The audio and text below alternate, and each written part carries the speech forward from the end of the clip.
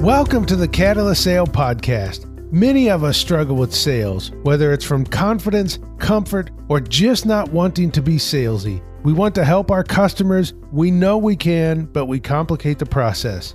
This podcast is designed to help professionals like you improve at sales through process, practice, frameworks, and thinking differently about what you already know.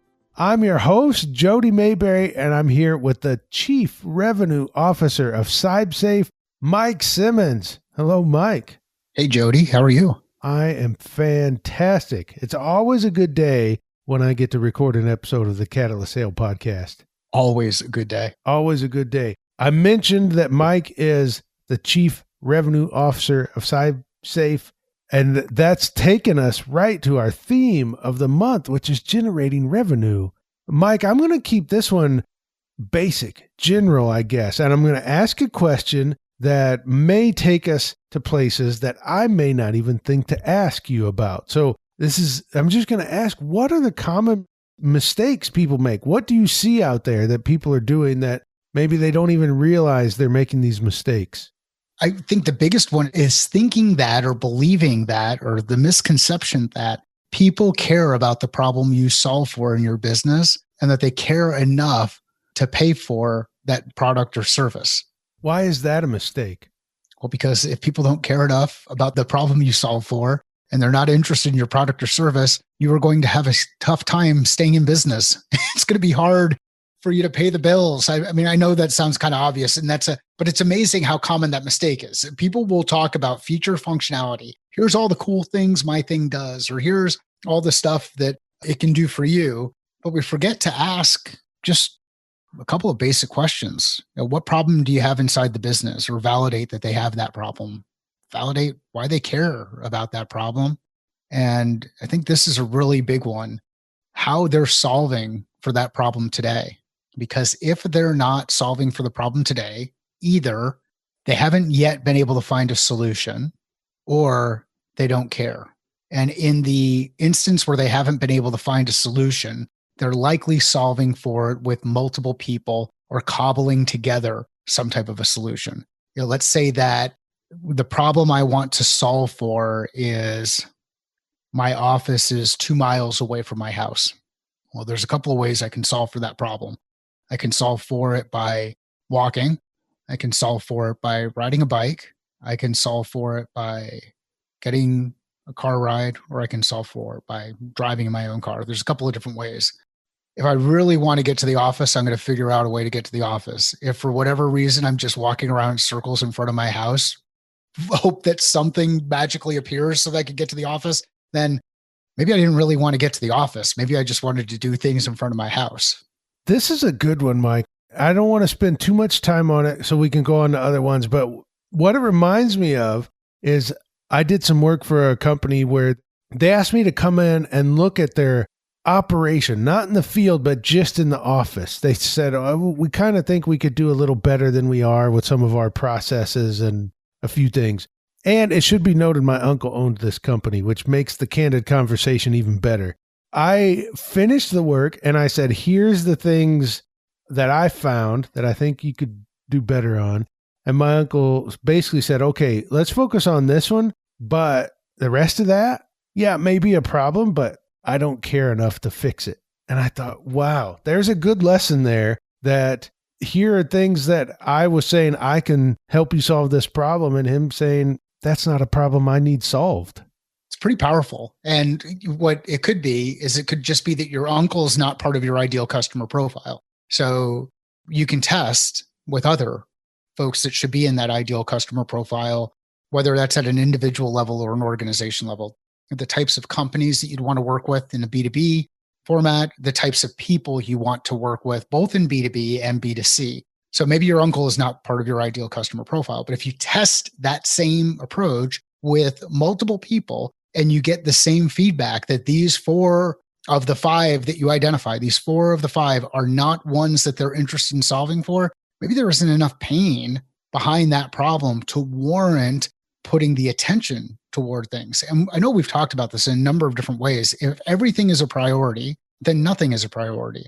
If you're working with a leader in an organization who knows how to prioritize things, what you might find is that problem that you solve for is problem 4, 5, 6, 7, so far downstream that it's just not even something that's on their radar or not something that they're worried about. Or even worse, solving for that problem might create other pain or stress in the business that you're not aware of. Even though you think it's important to solve, they've got better line of sight into what's happening inside the business. So number one problem, make sure you're actually solving for a problem that people care about. What is the second common mistake you see? They forget to go back and talk to existing customers and ask them a couple of core questions. Why did you do business with us? Why do you continue to do business with us? Are there other people like you who you think should be doing business with us? And there's a couple of other ones we can ask in there, but think about it. You have customers that you've worked with before who've spent money with you. They might still be spending money with you today, and you've not taken the time to go and ask them some simple questions to understand what's changing in the market, what it is about what you deliver into the market that actually can help them as you go in and try to find others like them. Or even going to the point of it, just asking them if they know of other people like them who are running into the same problems, or they can make an introduction or they can make a referral. So leveraging the data that's in front of you, that's inside your organization, to make better decisions on how you can iterate on existing products or design or deliver new products into the marketplace. You and I are a good example of this, Mike. How many years did we work together until I ended up actually doing some copywriting for you? Because I never bothered to ask, hey, Mike, is this something you need help with? When you did. And it's just a great example of, I learned this from you in another way too. So I'll say that there's a lot of the data you need is in front of you. Mike taught me that. And it's easier to continue to serve a current customer in additional ways than it is to find a new customer. And all along, Mike had needed some additional help with something that I do, and I never bothered to ask. And it makes me wonder, how many other times have I done that and not known with other customers where I could have helped them more than I did? I just didn't ask and I didn't offer. Just ask questions. And what they might say is they might say no. Or they might say, you know what, Jody, the only reason to do business with you is because I like you. And that's it. And that might be enough. And they might not give you a lot of information. So you may end up missing on a data point or not getting the kind of data. But if you don't ask, you don't get. So take a chance, go out there and just ask questions, leverage the information that's at your disposal. Early stage companies tend to struggle because a lot of their early customers come from people within their network. Sometimes those people within their network are friends and family members. Sometimes these friends and family members might have access to more capital than others in the market, and they want to support you. It doesn't mean that they're actually going to use your product. And if you design your business based on supporting friends and family, you better have a really big network of friends and family, or else you're going to run into a situation that most of us will see in our businesses, which is you start running out of pipeline, you run out of opportunity. So you can go back in and ask those who've decided to purchase from you in the past for some additional perspective. So ask questions. Okay, let's move on to a third question. What is a third common mistake you see people do when it comes to generating revenue? This one is probably of all of them, this one is the most painful. And it's painful because we see it over and over and over again. We overthink the process or approach. We sit there and wait for the perfect scenario for us to say something or introduce something. And we spend time and time again iterating on things, planning on things, aspiring to do things. We don't actually go out there and do the work, and don't go out there and have conversations with people. Don't go knock on doors or send the email or send some type of engagement that will compel someone to interact with you. So we do a lot of time thinking rather than doing. So thinking rather than doing is another challenge that you see out there when it comes to generating revenue.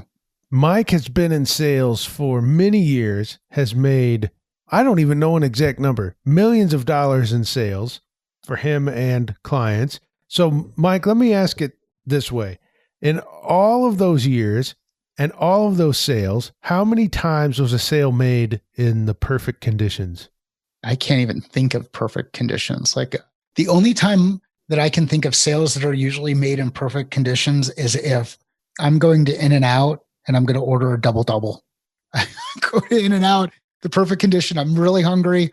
Maybe I pull up and there's nobody in the drive-through because they just opened up, slide right up. They answer the microphone or the speaker says, "Welcome to In-N-Out. Can I take your order?" Or "How are you doing?" And I order a double. And if I'm feeling pretty crazy, I might order a vanilla milkshake or something like that. But that double, that's probably the perfect sale. All the other ones, things are different. Things get kind of messy. That there are emotions involved. There is complexity involved, and a lot of times. And so here's another kind of mistake that we make.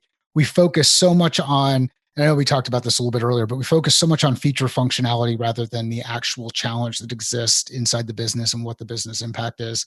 And we think that we can, if we tell people how to solve and what to do, that they're automatically just going to come on board and start doing the work. And I think Donald Miller really highlights this well, eye-opening to me in the way that he put this framework together, but the SB7 and talking about the customer in the context of the hero and it being their journey, them needing to solve the problem, not you solving the problem, but you as the guide providing a plan that leads to success and helps avoid failure. So I've never seen the perfect sale. I've seen some calls where we've gotten out of the call and we wrapped up and we said, wow, that could not have gone any better. We planned properly. We covered our objectives. We anticipated the other group's objectives. We've just nailed our desired next steps. We have clear calls to action. I've seen those things go, but I'm probably not the best question for me because I've not operated in highly transactional business, but I have, as a consumer, eaten a lot of doubles, and that I am absolutely an expert in. I'm an expert in ordering doubles at In-N-Out. And if anybody asks me my favorite restaurant in Arizona, really my favorite restaurant anywhere, it's In-N-Out Burger. We do not have In-N-Out Burger here in Washington State, at least not that I'm aware of. But in the town I live in, we do only have 2 fast food restaurants, only one of which has a drive-through. Reason 199 to relocate to Arizona. Well, I asked that question. Mike said I'm not the one to ask that question because I've been in transactional sales environments. Well, that's the exact reason I asked you that, Mike, to illustrate there are no perfect sales environments. If you wait for the right time to make the call, the right time to reach out again, the right time to ask for the sale, it's not going to happen. There is no perfect time to do it unless you are selling doubles at the In-N-Out drive-through. Then there will be a perfect time. I think we're going to have to do a part 2 of this just so that we keep this one nice and tight and wrap things up. But we'll do a part 2. And if you've got questions or you have common mistakes that you've seen, send those to us. Best place is on Twitter or Instagram at Catalyst Sale. Be very interested in seeing those. I think another one just is another kind of wrap it up one to be mindful of. Leverage that old Chinese proverb, which is around the best time to plant a tree. The best time to plant a tree was 20 years ago. Second best time to plant a tree is today. Get out there and start doing the work, test things in the market, get the feedback from those who are actually buying. Salespeople will talk to each other about best practices and how we can do this. And this is where we can get better at outreach and all this other stuff. The challenge is none of them are buying from each other. They don't know. Go out there and actually have conversations with people who buy this stuff, and you'll actually get really interesting feedback that will make an impact on your business. Stop overthinking it. Get out there and just do some work. All right. Well, on that note, the best time to have ended this podcast was 3 minutes ago. The second best time is now. So thank you, Mike. Sometimes we do those things, and I wonder, are Mike and I the only ones that laugh at that stuff? Maybe. According to Jen, yes. Well, she probably is a good gauge of that. All right. Thank you so much, Mike. And thank you for listening to the Catalyst Sale Podcast.